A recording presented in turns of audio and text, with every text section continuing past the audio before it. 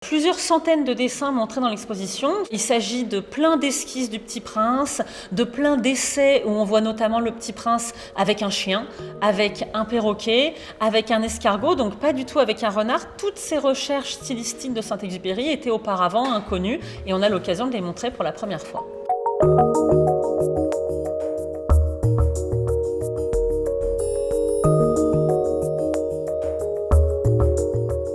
Saint-Exupéry arrive à New York en 1940, il y écrit Le Petit Prince et le livre est publié en français et en anglais au même moment, en avril 1943, donc à New York. Et il faudra attendre 1946 pour que le livre soit publié par Gallimard en français à Paris.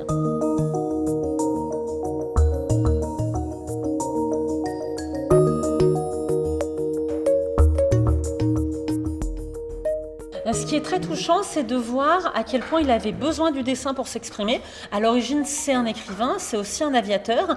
Et là, on le découvre dans l'exposition comme un dessinateur.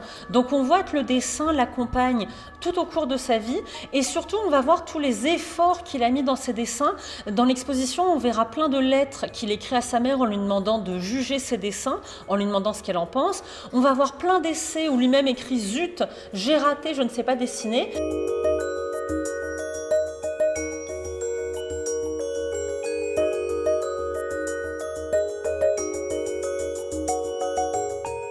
Donc Le Petit Prince, c'est un livre qui a été énormément traduit. On a aussi des éditions du Petit Prince dans des langues qui sont parlées par très peu de monde, comme le bashkir, qui est une langue d'un peuple russe, ou le Rapa-Nui, qui est la langue de l'île de Pâques. Et c'est la dernière traduction du Petit Prince connue aujourd'hui.